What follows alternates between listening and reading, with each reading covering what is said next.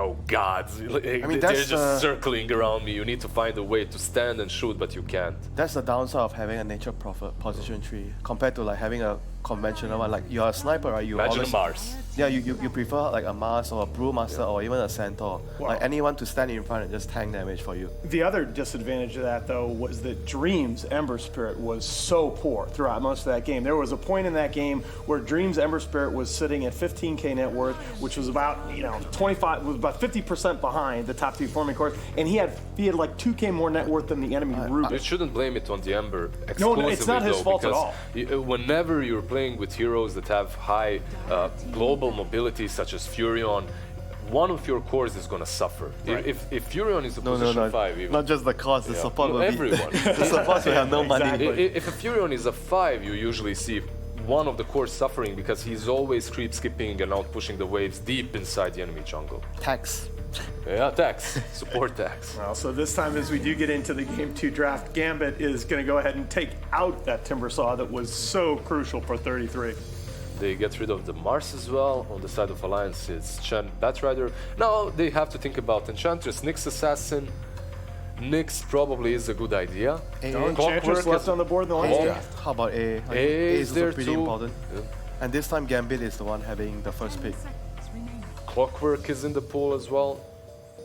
There's a bunch of picks that are really great picks in the first phase for both of these teams. Do you like this wrinkle that Alliance have added to their drafts? The flex picks toward the end of the draft, mid side lane, like a hero like a Dragon Knight yesterday. We even saw it. What I like is more of the change in styles when they realize they can't get the hard carry. They are moving towards the having like tricore, like sharing the win condition among a few heroes. And it's worked so far for them, so I'm happy to see them not necessarily pick different heroes, but adjust their playstyle differently.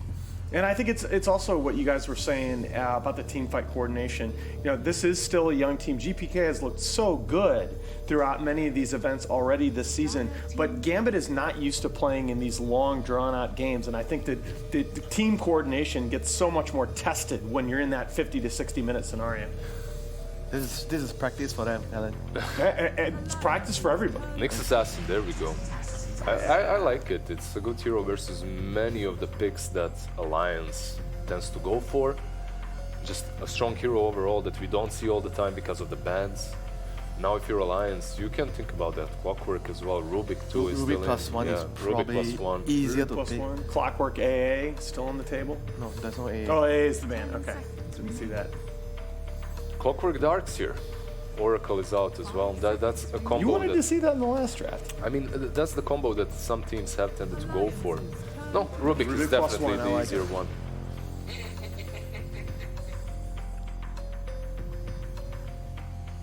Alright. Yeah, the one thing that I'll say about Rubik is that unless you're running him in the 5 position, that squishy support duo against the Nyx Assassin can feel really dangerous. It's not a Fata hero though. 5 position Rubik. Should be a 4. Together with the Pango. Pango isn't necessarily the strongest laner, it never really was, especially on the offlane, right?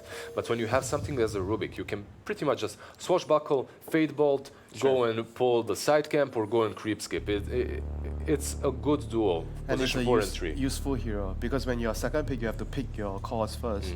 You want to pick a hero that doesn't rely on snowballing from the laning phase. You want him to be useful regardless because you're showing your core, so you're most likely going to have a harder lane. Now you throughout the tournament winter have been emphasizing the importance of these 10th overall picks in the draft, which is coming up here for Gambit. What do you think they're thinking about? Possibly a carry because they already see the 4 and 3 from the opponent team, so you know what lane you're going up against. It's easier to pick your carry. If you want to pick a mid hero, I can only see TA. And there are counters to Pango that are usually banned out of the game. I don't know if they want to go for those this early on, especially because they haven't played them too many times as well, such as Bloodseeker, one of the best heroes that you can pick against Pango. Something like a Puck is also in, but we'll see. Ricky Maru. Yeah, in the past they've gone for Ricky. They're going to go ahead and morph. And this is probably going to be a dream hero, and I like that. He had a little bit of a down game last time through no fault of his own, just that's the way the farm distribution went. And you see the adjustments being made immediately. They are first pick, so the win condition is going to move towards the carry. And morphing is really, really good against the Pango because you can steal the swashbuckler, and you're going to be really mobile in the fights. And the laning phase is also very good for the morphing against the Rubik And Pango. the AA, the single biggest counter, already off the table. AA ban is pretty much one of the main reasons why Morphling is picked up so Yeah. early on. Darkseer banned out by Alliance. So with the AA ban already on the board, what do you think are the next big Morphling counters if you're looking at Alliance? OD, second but phase? that's a Nyx. There's the Nyx, yeah. Yeah. That's why I love Nyx as well so much, because it Extra covers bans. you. It just covers you so well. There's PL, but PL's banned. There's the normal, usual counter that everyone goes for. It's Slark. Doesn't work out in most of the games that I have I'm not watched. even convinced that It's- that's the normal and usual counter because the statistics do not look Exactly, good in that matchup. but yeah. teams still try to pick it like it's 2016, and I mean, they there's still one try more. to win. There's one more. The heroes that you hate that you guys hate, the Chronosphere. You just clone on the morph and you kill it. and it's an Alliance special. I mean, that is when teams first started mass banning Medusa against Alliance. Void was the go-to solution for Nico, baby, and it does play well against the Morphling. If he doesn't more strength first. There you go. the Void is Void banned. ban on the part of Gambit. Right, so Alliance probably gonna decide their position 5 hero. You probably want a hero that could be useful against the morphing, like some catch. Disruptor's okay, Lion's okay, but we haven't seen. I don't think we've seen Lion No. at all this tournament. Not at all. Like I prefer to see a hero that has some sort of catch, but at the same time not too weak in a lane. I mean, I think if you're picking Disruptor as Alliance here, you're committing to a tempo lineup because Disruptor, you can't play. It plays well against Morphling when you're even or ahead. It does not play well against Morphling when you're behind. What else does Fatah have? Anch? Yeah, Enchantress is still in the pool. That's true. It is a strong hero that could set up a pretty good lane for them on the safe lane, no If- matter what's picked. If laning is what you want, it's a Lich. Lich is Dude. also there, exactly. How about Shadow Demon? Do you like Shadow Demon against Morph? We haven't seen much. I love Shadow Demon in general. I think it's underpicked, but we haven't seen much Fata on that hero. It's not something that Alliance has run much. Venge? Venge is in their pool. Yeah. I mean, right now, if you're picking position 5, you're also thinking about what you're pairing it with on your lane. You're thinking about your general strategy.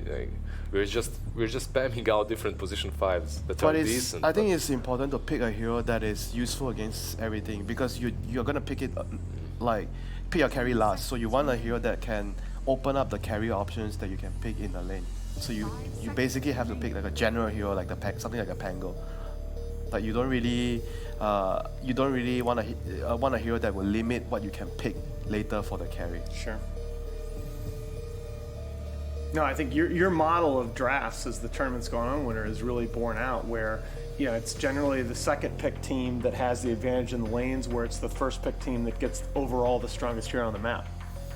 Yeah, Gambit right now look to have the strongest hero on the map in the first. Oh, that's the other way around. first. It's the other way Yeah, around. if the other- yeah. you tend pick the carry, it's Oh, but they could still maybe find a last pick that they can be stronger than a Morph. I think there's still Terrorblade, there's still that's a AM. Vata hero right there. It is. It's a hero that doesn't limit you. Secure lane securer. Yeah, he secures you the lane and also buffs up your core, whatever you intend Buff to go your for. troll, buff your AM, buff your TB, whatever it is. It's like Troll still on the board. I still think Bloodseeker is a possible solution for who? For Alliance? for Alliance. No, not so good though. I think it's not so good against Morph. Against the Morphling, yeah. Yeah, they need a very, very strong I think core-to-core matchup. the one you called already, the troll, sounds pretty decent Okay. overall. Nyx Well- Assassin obviously can't catch you out with whirling axes if he carapaces, but he can do it versus any given hero. So It would also fit into this template for Alliance that they want heroes that can play both the mid position and the safe lane. Lich Morphling is my nightmare. It always There's a lane, has been. yeah. There- Isn't like- that Lich Ricky? That's worse. Lich Morphling is. You know why it's a nightmare? Because I had to play a Lich in my team long time ago when all you did is eat creeps. So I would have Morphling mid, and I'm a Lich that sits behind tier 1 and just eats range creeps. That's why. Doesn't feel Oh good. god, yeah. Playing Lich back then was. Doesn't feel good. At least right now you're annoying as hell. So if you find some satisfaction out of annoying people, Lich is good. What are they gonna pick for Limp here? Puck. Versus Nyx, it's hard. Lina I versus Morphling, it's good, but But again, versus Nyx, it's hard.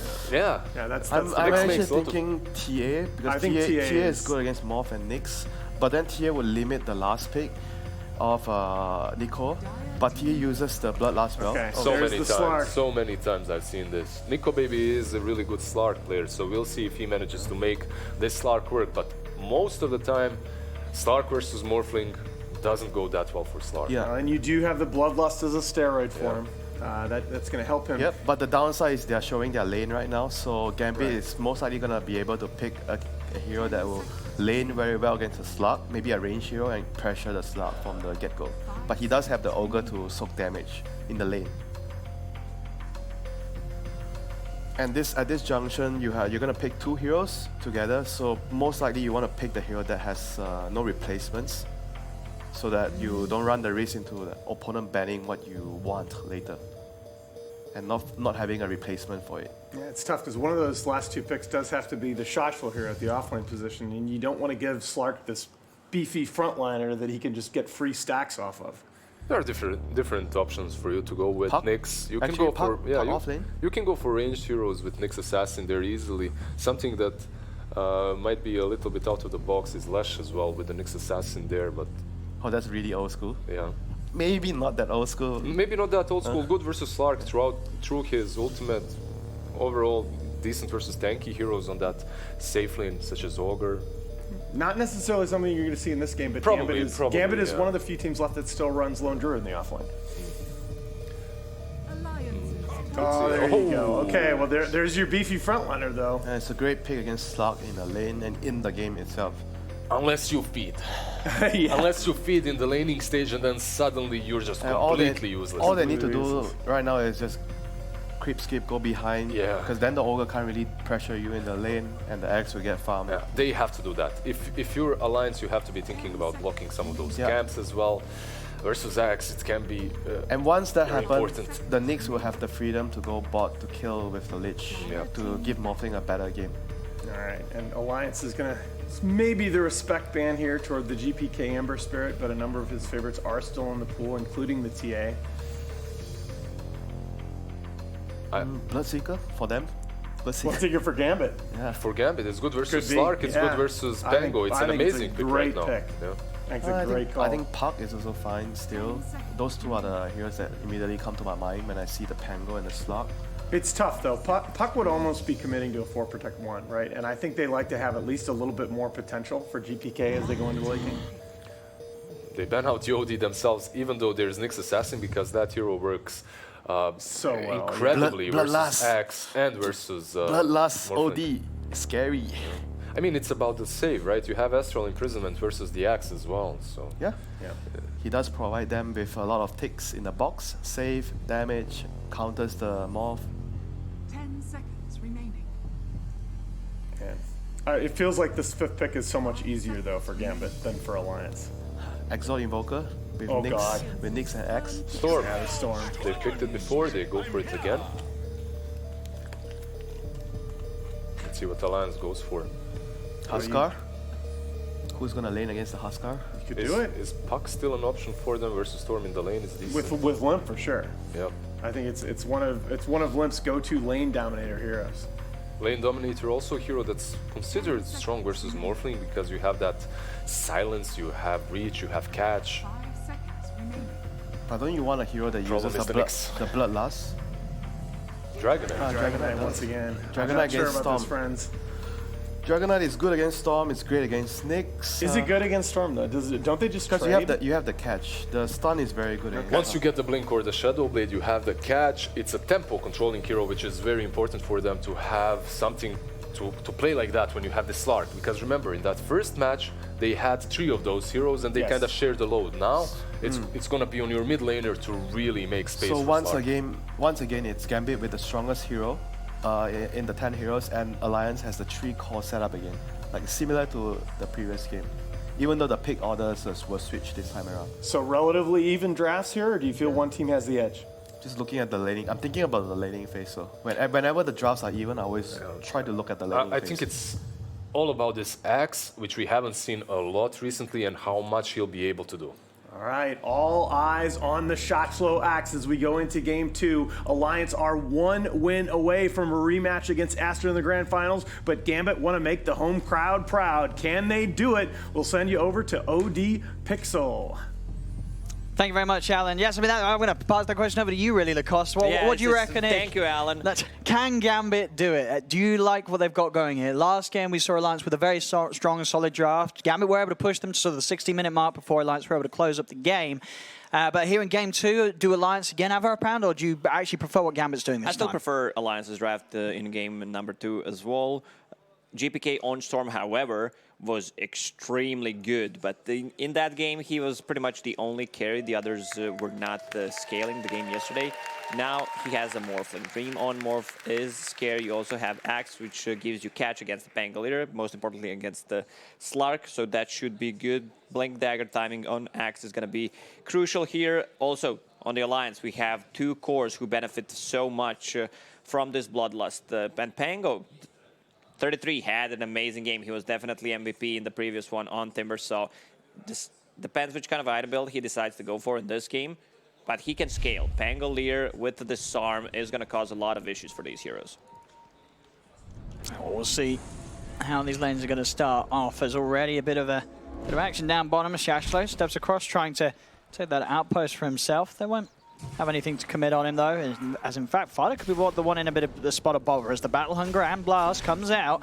Excess Vampire's also got the stun available. He's waiting it out for now. Limp uses the Dragon Breath. Did you just say that Ogre is in trouble with Bloodlust and 8 armor, 15 region per second when eating a Tango? This hero is just too beefy. What he did, he's never in trouble, right? Yeah, I mean, we saw it there. Yeah, they try and go on him. He takes about a third of his HP, and you're right. They've got nothing else to offer. Also, it's going to be a great Ruby game. Stealing Morph, stealing anything from Lich, Nyx Assassin, Stun.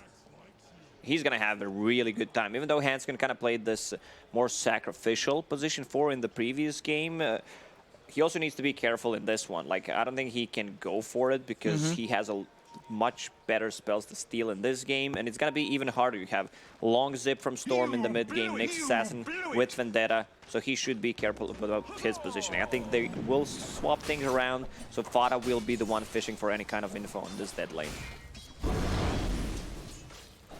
Now we'll see how well some of these matchups go. The mid lane, as anticipated, we're going to see both heroes just force things out, secure each wave with their nukes.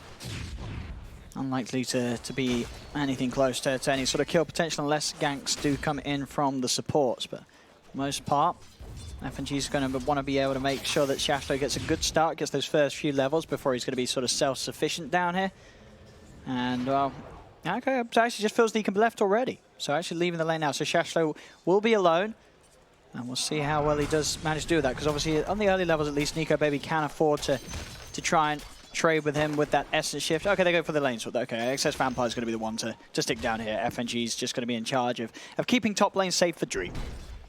It's much more kill potential on the bottom lane, and the extra stun with the call from Axe on level 4. This one, point in Battle Hunger, causing a bit of issues, especially on Slark. He denied 2 creeps.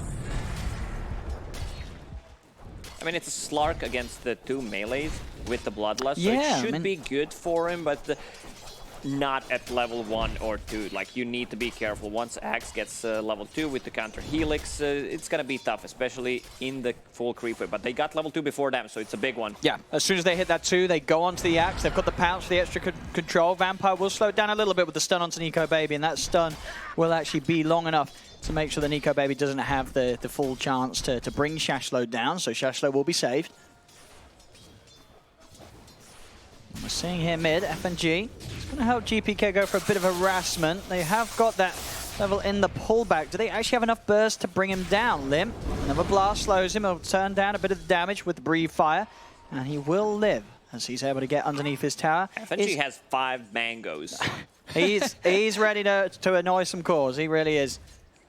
And he knows after getting the DK low that there will be a delivery coming out in the mid lane. So FNG, after that harass, will stick around looking for that courier snipe to make sure that this salve doesn't get safely out to Limp.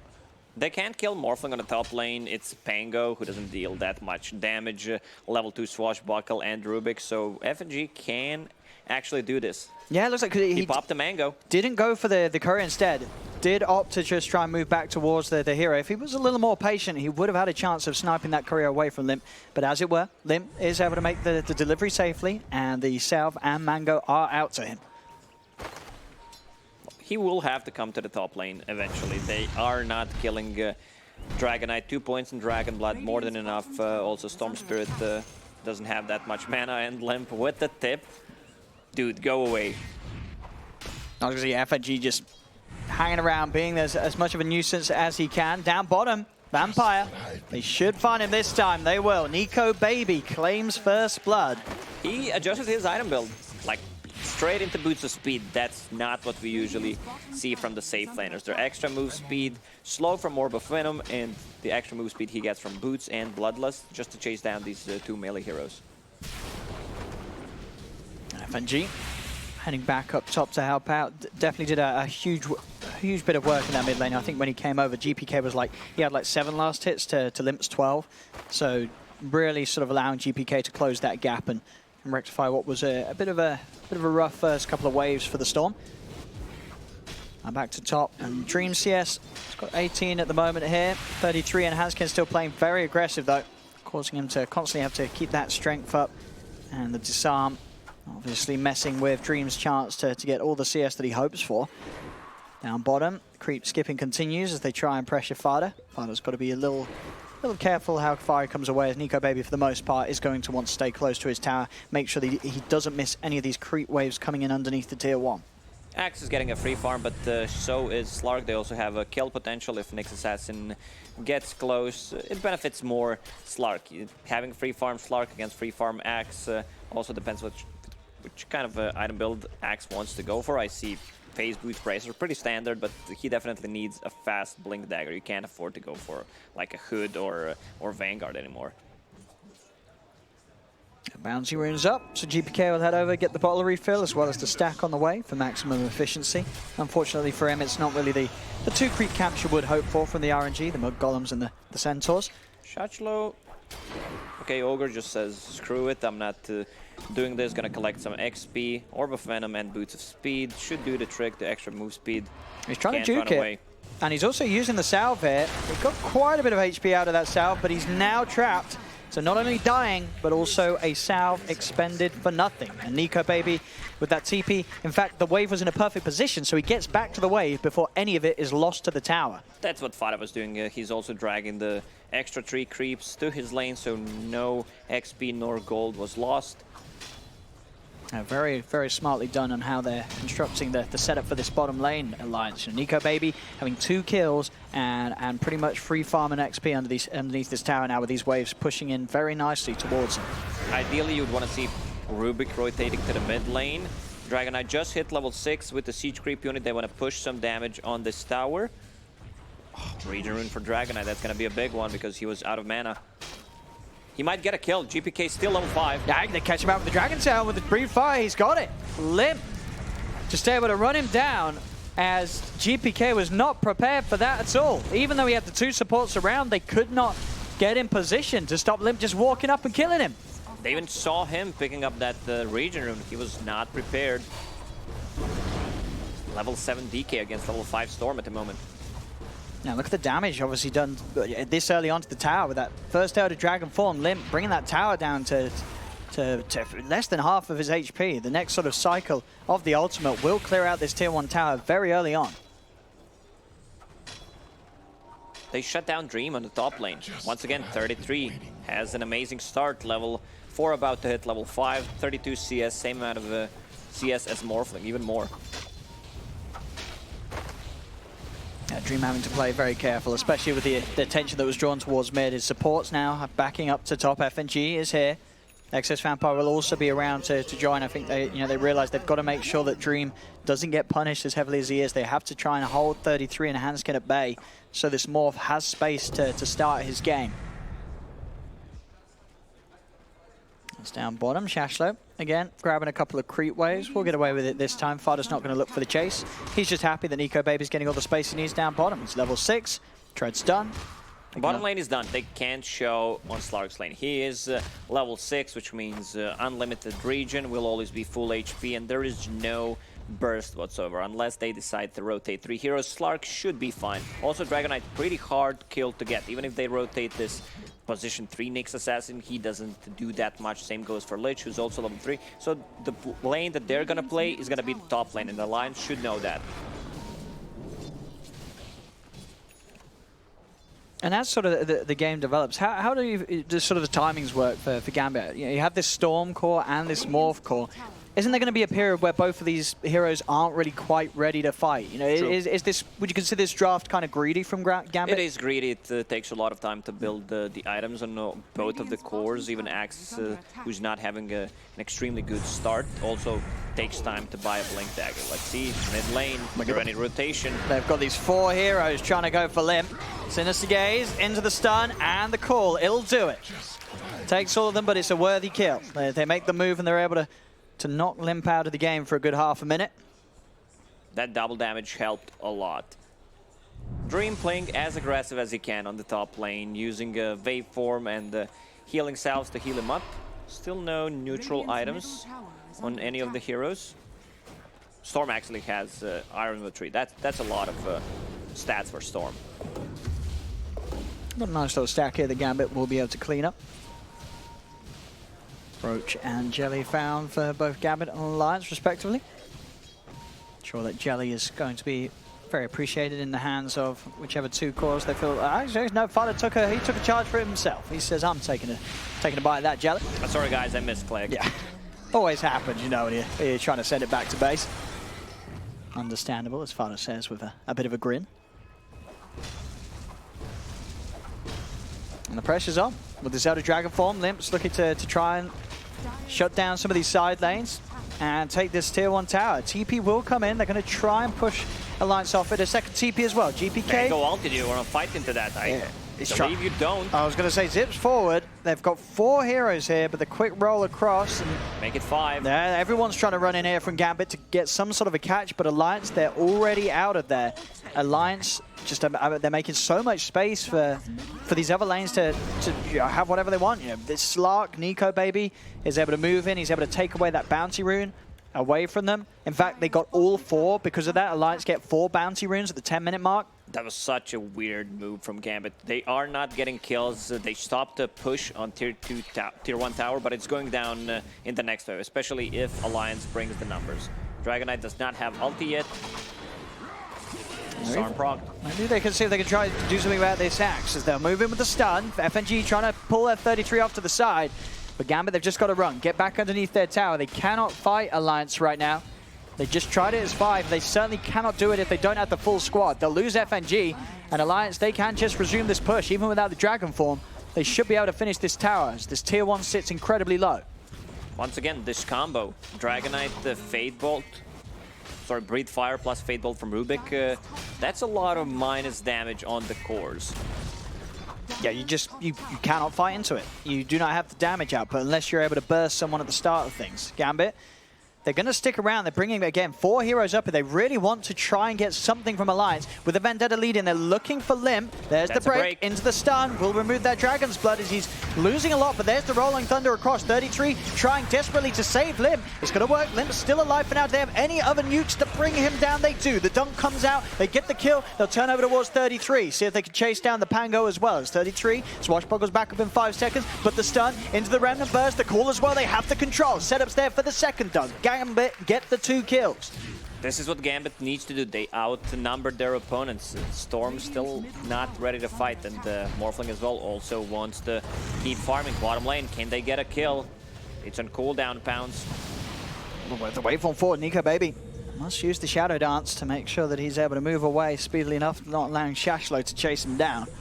Thank God Slark's going straight into the Fusel Blade instead of going for drums. Just bought that extra wind blaze for the chase potential on top of Bloodlust, so he can run down at the people, but Mana Burn is extremely good against Storm Spirit and Morphling. Yeah, any sort of stun, and certainly these heroes are going to be very limited in the way they can play away from the Slark, giving Nico baby a good chance to really build up those essence shifts in these fights. That timing is definitely going to be something that Gambit, they have to have some sort of preparation for. The eyes definitely fall towards Shashlo. He needs to find that Blink Dagger. He's 1,300 into it. Hasn't queued it up, but I would imagine that's got to be the item on his shopping list. He needs it. They definitely need it. So Storm has Hero to play with. Also has Rune in the bottle, which will allow him to go for smoke gank, I believe. Like, they need to get a kill with this Arcane Rune on Storm Spirit. You want to fight, it's also full Kaya on him. Yeah, he's more than happy to make a play here for sure, GPK. If they see an opportunity. Alliance as it is, though, Limp's playing it safe. He's got to stack up, cleans it out in the jungle. He's going to go straight for that treads into BKB, so he can run into these fights. And as we've seen before, it's still very hard to bring down this DK early on. They can do it. With the BKB, they're just not going to have the physical damage answers to kill him off. So he can just pop that ult. And each time with the BKB and Elder Dragon form in this early game, Gambit's going to have to look elsewhere. They don't want to try and take a fight into that DK at that stage. Once again, Alliance has a lineup that wants to go together instead of just getting pick-offs. So Dragonite natural item build is going to be that BKB. They have no real physical damage at the moment. What is Morphling building? He's going for Lincoln Sphere, now switching to E-Blade. So he's still undecisive what to go for. Let's see if they can do it with the 3 heroes. There's the opening, there's the break. Have they got the damage with the pullback? Chain Frost thrown out as well. Limp getting burst low. Will turn with the Dragon Tail, but the bounce off the neutral creeps with the Chain Frost works in their favor. Gambit, they get the pick off. Stolen zip from Hansken. Goes forward to try and set up onto the Storm. He's able to get across, pick up the haste rune, so will manage to run away, taunting 33 on the escape there, GPK. Some clever moves here from Gambit, working really nicely with this Nyx Assassin, Excess Vampire. Each time, he is the reason why they are able to have the damage to kill off this Dragonite, getting that break hit and setting him up to be very vulnerable. They can smoke again if they have another one. Axe. Where's that Blink Dagger? It's coming out. It's coming, but I don't have any kind of smokes. So they should keep playing this assassination game instead of going for towers because they lack damage. And Morphling still needs to recover. He has less net worth than Pango at the moment. They are going to have to be a little aware another smoke. Here we go. That the diffusal blade's up on Slark. So now in these fights, if there's the chance for Nico Baby to get involved, he is going to be there ready to look to sort of perform the cleanup crew for Alliance. They know where he is. As soon as he shows, actually Nico Baby pouncing away. Doesn't want to pounce for commitment, knows that Shashlo's coming in and a potential call could be there. He's going to go back in onto FNG, but there's the call. Swashbuckle comes in from the side. They've got the lift up with the stun. It's there onto Nico Baby. He's dunked down. Gambit, they get rid of the Slark. There's still the numbers here for Alliance with the Rolling Thunder coming through. Shashlo will be chased. He's trapped, knocked up to the cliff, but 33 can chase him with the Swashbuckle, take the kill in trade. They're going to take that trade. I love the bait from Lich. He threw his body, so Slark is gonna keep attacking him while Axe was positioning himself well with that Blink Dagger and nice spell usage from Team Gambit. Even though they lost 2, they still killed Slark, which was a pretty big deal while Dream was farming on the bottom lane. We see that bottom Excess Vampire. He's ready to eye up the next target. He's in with the Vendetta. Who are they going to be able to make a go on? They're looking for 33, but already they've already lost the Morph as Hansken. He just straight up nukes him down. Dream was not ready. He was too focused on looking at the initiation potential from Excess Vampire that he wasn't prepared for someone to wrap around and burst him when he was shifted pretty far, well, it's far enough into the Agi. He was just sitting too low. All eyes on offense, no defense. We've seen a lot of Morphs making the same mistakes. They're playing extremely greedy, and then this, where you have so much magical damage burst, especially when Hansken steals a good spell. You should be careful. Now we'll see this play again back round mid. I mean, it was, as you say, they just the blink from Axe, perfect sort of time to pick it up. They weren't prepared. You see that commitment from Nico Baby, just didn't expect the blink call to come in, but it did cost Nico Baby his life. Sure, they get kills in return. Overall, though, with that play happening down bottom, with the Morph getting shut down even more, you see Dream, he still sits there in the middle of the net worth. His game has been a very slow start. As there sits a 2k difference between him and Nico Baby. Nico Baby, level 12-2 now as well. So if they can kill him once again, this is going to be big. They see him blink. Ooh, there's the Omen stun. He did get the shift off, but with that angle, they're going to continue to bounce around, hold him in place with the Rolling Thunder. He is dead. Jaslo jumps what in. a Rolling Thunder. It's a great Chain Frost, but it's still not quite enough damage, as the stolen Chain Frost from Hansken is absolutely perfect. It couldn't be better. Team wipe. Man, 33 is playing out of his mind this He series. is. This Rolling Thunder, I mean, already being in that closed sort of area in that camp, the setup was there. 33 seizes it. And as I say, the cleanup damage just being done by Hansken, getting that Chain Frost steal and coming out with a Chain Frost that just does so much more than that of FNG's. And this is going to be a free Roche for them. They have the extra attack speed from the level 4 Bloodlust. They have Disarm. They don't even know about it. We're going to see that one again. I mean, already it's a rough start. Sure, Dream gets the shift up, but they have so much damage and he's alone. I mean, they know Gambit. Look at Hansken. He's positioning, just standing on the high ground. He knows. He's waiting for that Chain Frost to be stolen. And even though the bounces were out from FNG, it didn't have enough targets here. As Fada getting into it. It's a rough one. FNG hands behind his head. It's those sort of deaths on your carry, it's going to hurt. He knows that Dream's game is suffering so much. Look at the net worth. Now, after that fight with those kills, Hansken is on the same net worth as Dream's Morphling. It's a support Morphling at the moment. It kind of is. It's been knocked down as that position, 0-2-0. I'm wondering if he wants to keep that one. What sort of live the full support lifestyle. Yeah.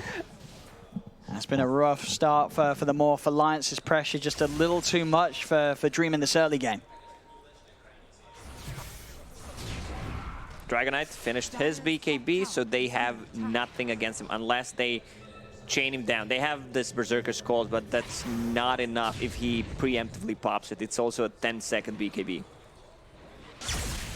GPK, smart to jump away there. A telekinesis into a pounce could have ended him. Carino on the courier. Still works. Now we'll hold back that Yasha for a couple of minutes from Nico Baby. Shasho hanging around this area. I mean, he may even see opportunities to get more couriers. Wards are coming out, but it's just out of his range of vision. So won't see those. His build, trying to get that 4-star to make sure he has some sort of a save. Needs to ensure that his cores, such as this Morph, don't die to the jump. They would gladly want to take another fight. Still 30 seconds left on Stolen Chain Frost, but he's a bit far away from his team, and they will have a vision on him pretty soon. Oh, bit of a freebie for Nico Baby. Over they go. FNG's found. They'll look to take this outpost, and they will get it. So at 20 minutes, no XP bonus for Gambit. Alliance off to an excellent start here in game 2. Gambit, they drafted these heroes, as we said, this Storm and Morph. They need time. The start has been slow. They need to somehow find a way of avoiding these moves from Alliance to give them the opportunity to at least get their first item done. Still 2.5 minutes left on that Aegis, so they can invade enemy jungle, pop a DK ulti, grab some tier 2 towers. Limp a bit alone on the mid, even though he has a BKB. Should be careful if the rest of the team is not with him. Radiant's bottom tower is under attack. Shashlo find the tier 1 bottom, but the bigger threat for Gambit definitely being that of mid. Alliance, Nico Baby, ready to go very aggressive, 1,000 gold away, and he'll have the full S and Y done. Dire structures are falling. Farm is being kept on par though by GPK. Under attack. He's up there, Radiant level with that of the structures slot. are fortified. See what he wants to go for next after the Bloodstone. Maybe forced to Is under attack. go for a defensive item such as the BKB. We'll see what his call is. He does need to be that playmaker. E-Blade is finally out for Dream, so he himself will be able to offer some sort of burst. They have this chance to at least nuke down one of the members of Alliance as these fights start, and they're going to look to use it straight away. They're smoking up. They head out. Nico Baby would be the Dream find.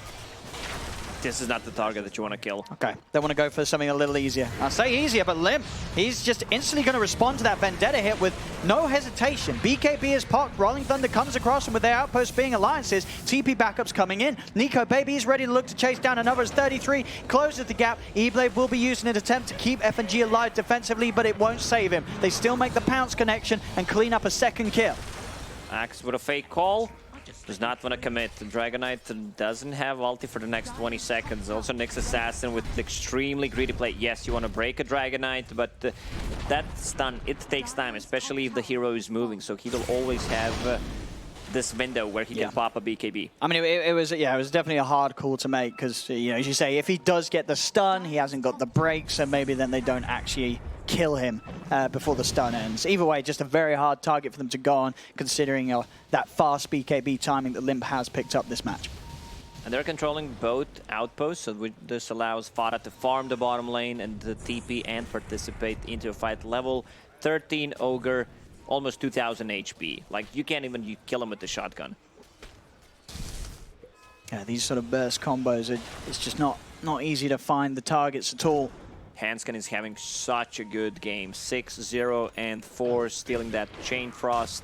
Didn't die a single time. I talked about how Fara will be the one playing this dead lane, fishing for any kind of information from the enemy team, trying to kill himself.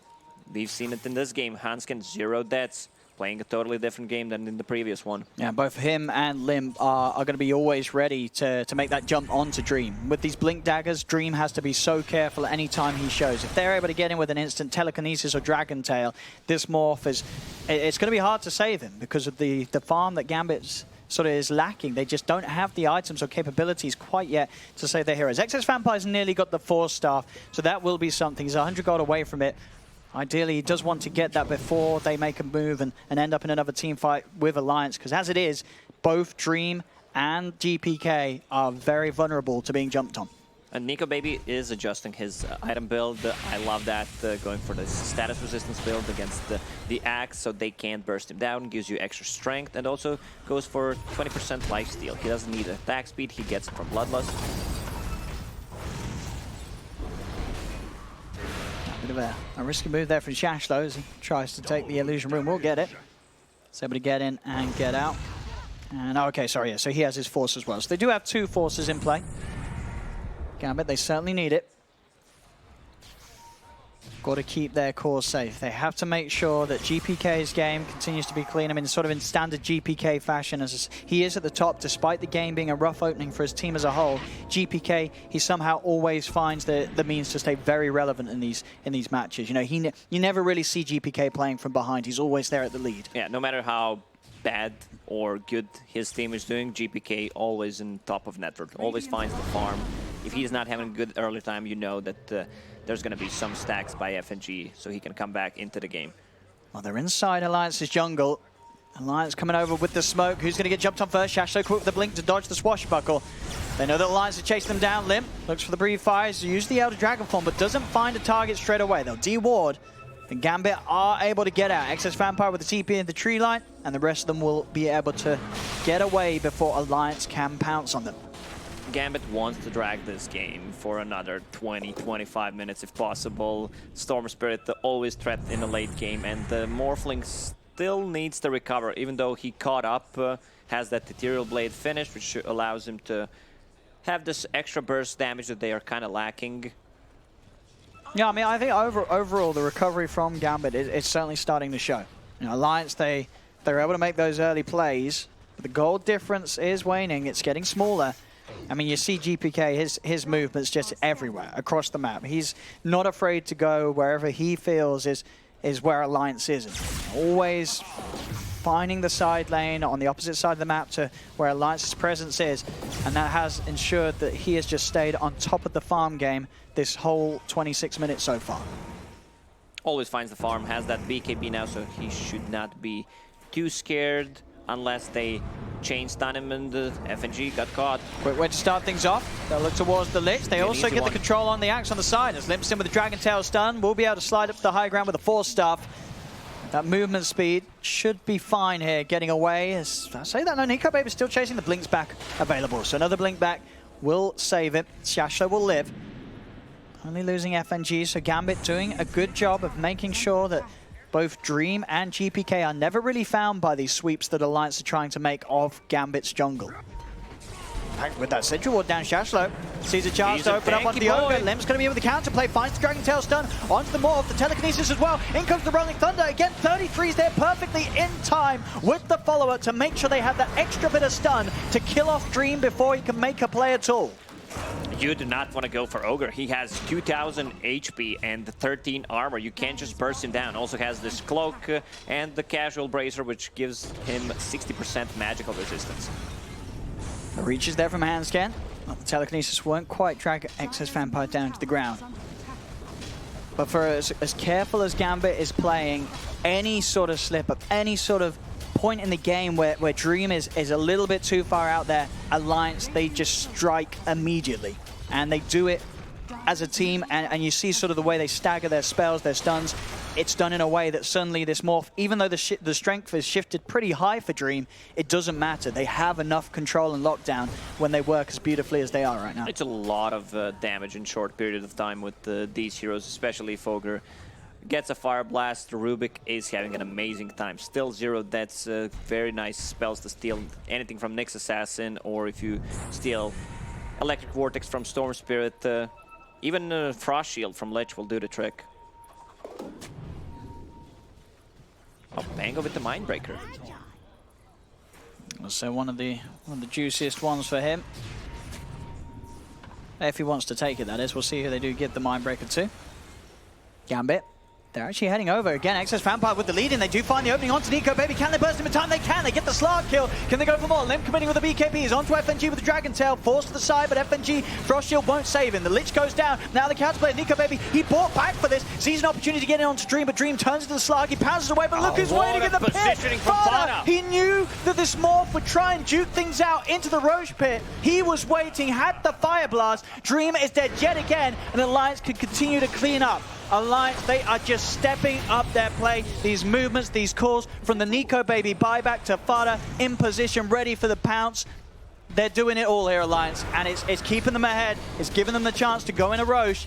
And that fight was without Dragon Knight ulti, man. What a positioning from Fada. Also, instant buyback from Nico Baby. He understands. Roche is out. We can take this fight. Yeah. They can't fight us once again in this clutch area where Pangolier ulti is gonna stun them for so long. He also has the 15 level talent, extra 4 seconds duration, one of my favorite positions. Yeah. Level 15 talents. Fada and the lads ready to go here, holding this lead. It's still a close one because of how, you know, even though the kills, they're sort of spiraling out of control, you know, 24-6. 6k in it, it's a little more significant now that the Roshan has been taken, but you just look at GPK, you gotta say, how is he doing it? How is this guy so farmed in a game that's looking pretty tough for Gambit? He is just keeping his cool, he's not letting himself go down, and he's still getting these items out at a very, very fast pace. He didn't die for the past 15 minutes, that's one of the reasons why he's still 3,000 ahead of Slark, even though they are getting both Roshans, they're leading in towers. It's insane. I mean, it really is. I mean, no surprise there that every CIS team wanted to get him. Because this is not an easy game for Gambit. Alliance, they're really amping up the pressure. But as I say, GPK, he's keeping his cool. The Orchid on top of this BKB Bloodstone is going to be out in excellent timing. And then he can look to get a little more aggressive in the fights. As it's been so far, he's had to play it safe. Dream with the way that things are going. He's picked up the ultimate orb, but he realizes he needs that BKB as soon as he can. As it is, he's just getting chain stunned up in every single engagement. He's got to get that BKB done.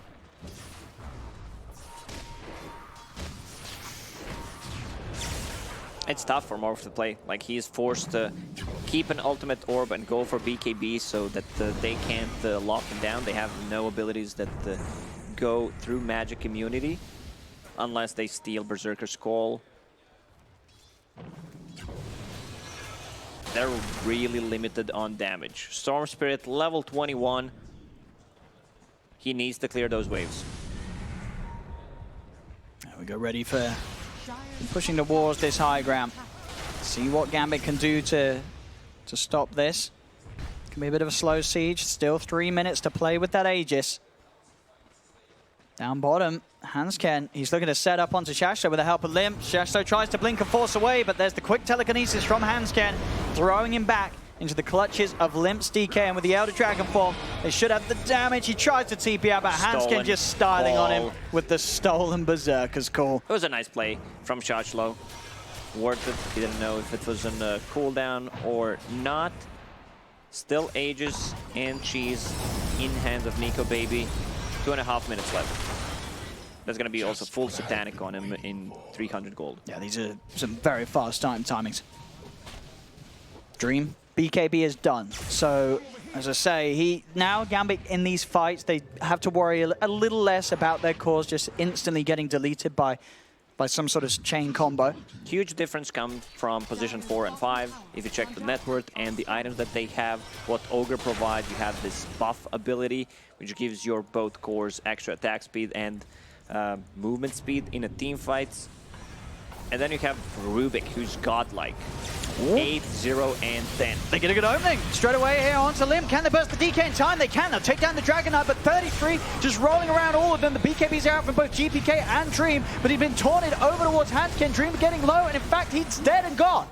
Hansken, again there, I believe, with the control. It was, I think, the stolen call, or at least the stolen Sinister Gauge probably, but that taunt, he's just locking down this morph as soon as that BKB ends, and they kill Dream. This time, Gambit, they do get trades in return. They got 3 kills from it, it's and a 3 once for again, 3. GPK survives. That's what matters, even though they would want Dream to get some kind of XP and some kind of gold from that initiation. Slark still feels unkillable. They can't really kill this hero, especially with the Aegis and Cheese. And we see it here again. A very close fight this time round. It would have been excellent for Gambit if they did not lose the Morphling, but as it was, they did. Dream goes down. Just don't lose Morphling. They've got to keep him alive. They need Dream to get his items in. It's Lincoln Sphere, it's Perseverance away. And GPK, just as you say, just this massive beast. He's going to try and go on the Pango, but 33, too tanky for him to take down alone. As he'll be able to get out with the Zip TP. 33's got nothing in his items to do against that one. Once Storm Sword gets to level 25, it's going to be pain in the ass to push out the waves. He can always just instantly kill them. And he is going for Aghanim Scepter. So this allows Lich's Chain Frost to deal more damage, also the AoE control. Also setting things up for Axis Call.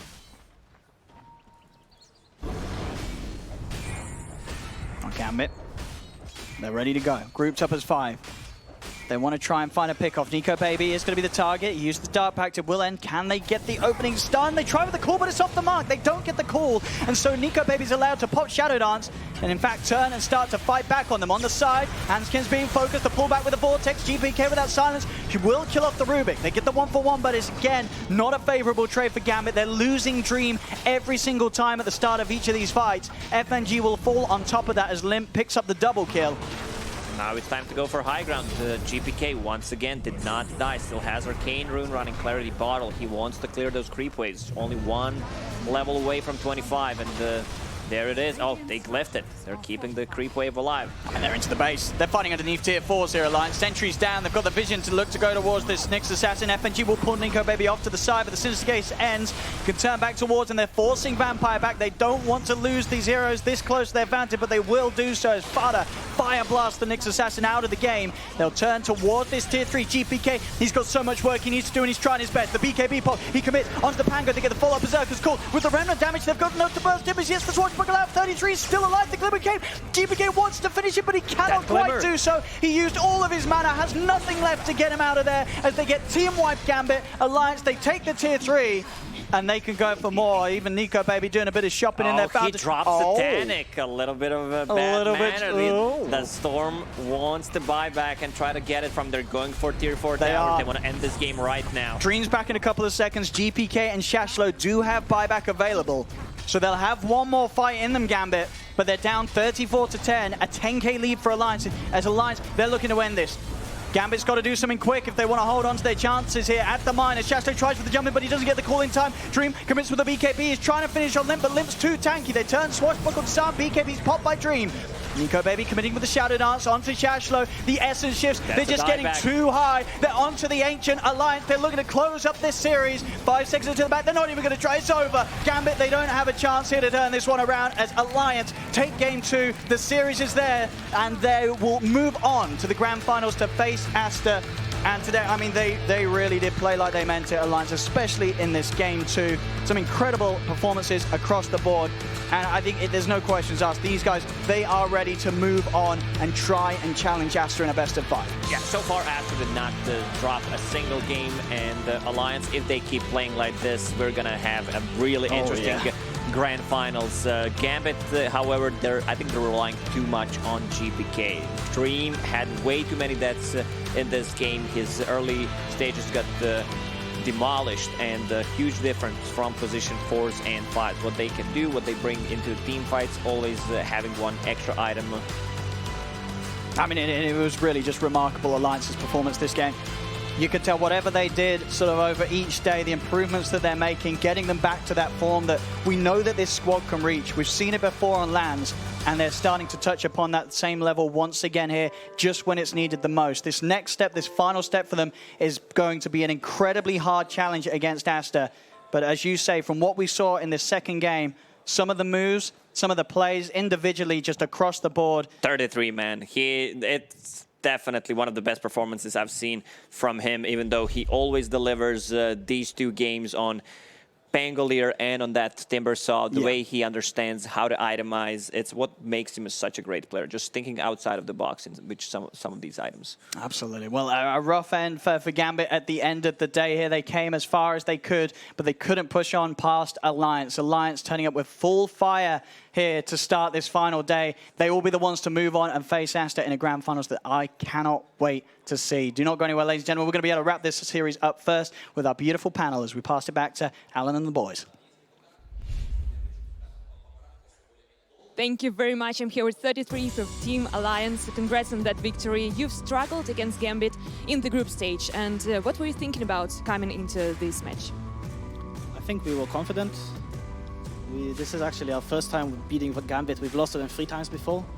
In 2 LANs we got eliminated by them, so it feels really good beating them, but I don't think we were so worried. We had a lot of confidence. We think we misplayed a lot in the previous game against them.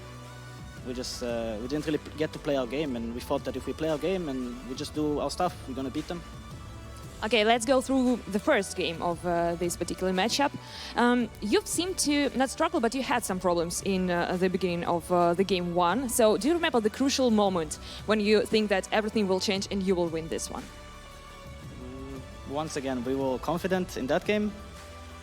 I think I personally played a bit bad, a bit sloppy in the start of that game on Timber. That's why it felt a bit hard. I think we could have snowballed really hard if we played the early game properly, but we were never worried about this sniper hero. We thought that just going to get on top of him and kill him at some point, so we knew the game might take a while, but we were really confident. We've seen Dragon Knight from you for Nika Baby and for Limp during 2 games in a row. So what is it that fits the playstyle that much in this hero? Just a nice hero that can go in 2 different lanes, and both Limp and Nico are very confident on it, so it's an easy pick for us. So, the grand final ahead, you will play against Team Astra. They dominated this minor. They didn't drop a map here. What should we expect from this game? It should be a good series. I think we're going to win, and we'll see how it goes. They are looking very strong, but I think we are on the up, so I think we got this. Thank you very much for the interview, and good luck in the grand final. And back to you guys. Alliance, the comeback kids. They get a Divine Rapier